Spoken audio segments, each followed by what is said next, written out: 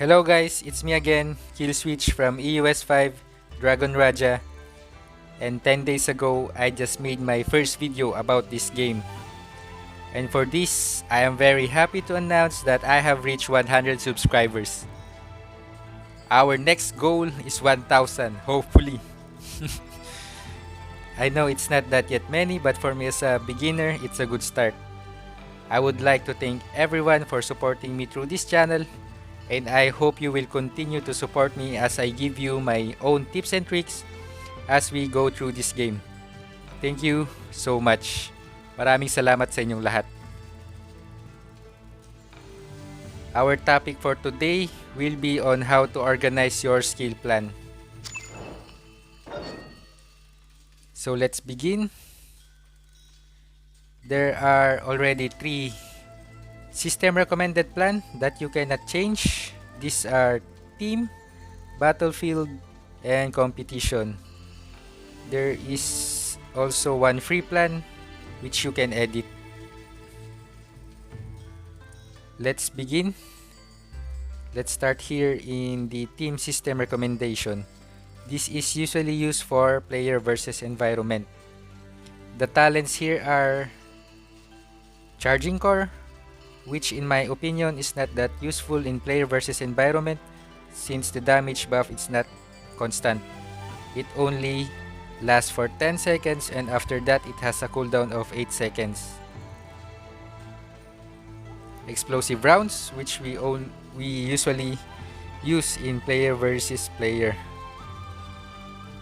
Concealment is for sustainability, and I am using that in my player versus environment tank plan.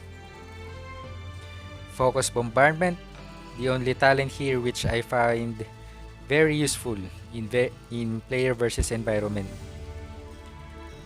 In the advanced talent, these are target weakness level 5, rapid fire level 5, sniper soul level 5, and armor piercing shell level 3. But in my opinion, it is better to max the level of armor piercing shell than rapid fire because armor piercing shell has 15% trigger rate while rapid fire has only 5%. In the refined plan, we always use Dragon Slayer for player versus environment. In the X selection, we have Fire Tornado and Hawkeye. Fire Tornado has a very strong damage, but its cooldown is 120 seconds.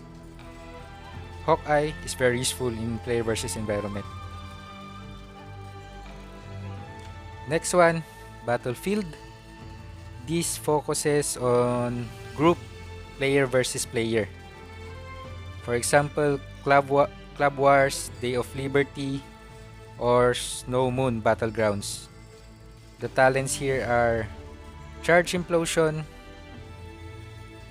Electromagnetic Storm, Sneak Attack, and Infinite Firepower. Everything is correct except for this Electromagnetic Storm. This makes you a semi-support DPS. Explosive round is better for more damage on player versus player. In the advanced talent, we have Sniper Soul level 5, Sneak Attack level 3, but I don't usually use this talent because it only increases your movement speed while using stealth. Aim assist and heavy power. And for the refined plan, it is always Warmonger for player versus player. X selection,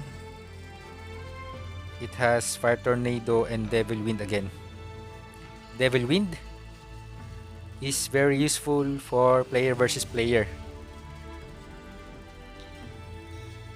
since in my current level, it increases dodge rate by 20%, movement speed by 50%, and crit rate by 15% for 6 seconds, and only has a cooldown of 45 seconds. My current level for this X skill is level 6. So next one, competition. Competition, this focuses on 1 versus 1, player versus player. For example, training arena or battle simulator. The talents here are charge implosion, explosive rounds, sneak attack, and gamma chain. The talents here are all correct except gamma chain. I don't usually use particle cannon in 1v1 player versus player because it can be easily dodged. The advanced talents here are sniper soul, sneak attack, aim assist, heavy power, and GPS. Once again, I don't usually use sneak attack. Refined plan is always Warmonger. And the X selection is for sustainability, Dustbuster. So that's it for the system recommended plans, and you can add a tactic of your own for 50,000 gold. Just press this one, 50,000 gold. In my case, I added 2 plans. For player versus environment, DPS type or pure damage, player versus environment tank plan, and for player versus player.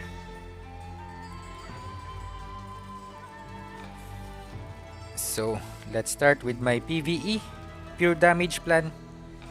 The basic talents here are Precision Strike for crit damage up to 30% for 10 seconds for each critical attack. That is basically a continuous buff because you have critical attack most of the time. Pulsing Wind for fast energy regeneration. Sneak attack for 30% crit rate, and super armor for 5 seconds after using any skill while in stealth mode. And focus bombardment. My advanced talent are level 5 target weakness, level 3 rapid fire, level 5 sniper soul, and level 5 armor piercing shell. The refined plan should always be Dragon Slayer for player versus environment. My X selection will be Scorch. Once again, Scorch in level 3 can decrease 20% physical and magical defense of the target. I'm using it for that, not because of its physical damage. And then Hawkeye.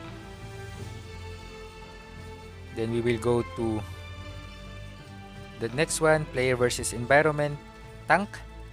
Everything is the same except for concealment, which while using stealth camouflage you gain 50% damage reduction for 6 seconds. And Devil Buster. I'm using this for sustainability, especially when the dungeons are very hard to finish. And for the last one, player versus player, charge implosion for fast energy regeneration, explosive rounds to increase the damage of our main player versus player skill, Pulse Bomb, by 150%. Sneak attack. When releasing a skill in invisibility mode, you gain 30% crit rate and super armor for 5 seconds. And then for the last one, infinite firepower,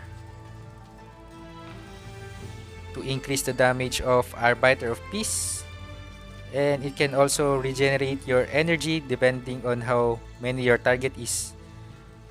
The more the target is, the faster your energy recharges. It can also reduce the physical damage you are taking for 30%. So advanced talent, target weakness level 5, sniper soul level 5, aim assist level 5. That is very useful in player versus player because other class have high dodge rate, especially Blade Master. And then heavy firepower level 3, which increases Arbiter of Peace damage. And once again, I have Scorch as my X skill selection and Devil's Wind for player versus player buff. So that's it. I'll show you also my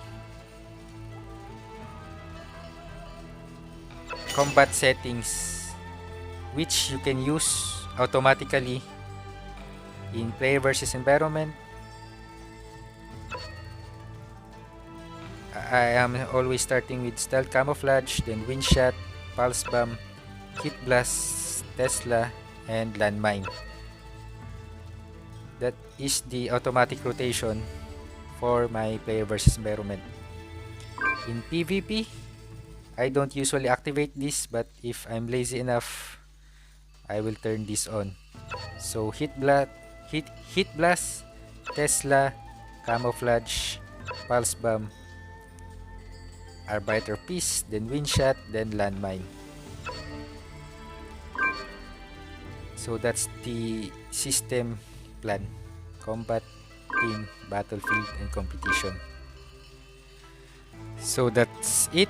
That is my skill plan for player versus player and player versus environment. And one more thing, you can preset all of your plan. On the upper right, you can see here preset. You can set your plan up for player versus environment, player versus player, and for 1v1. So it will be automatically activated when you enter any mode. So I'm done. If you find this video helpful, please don't forget to like, share, and subscribe. If you have any questions or suggestions, please feel free to comment down below. Thank you for watching.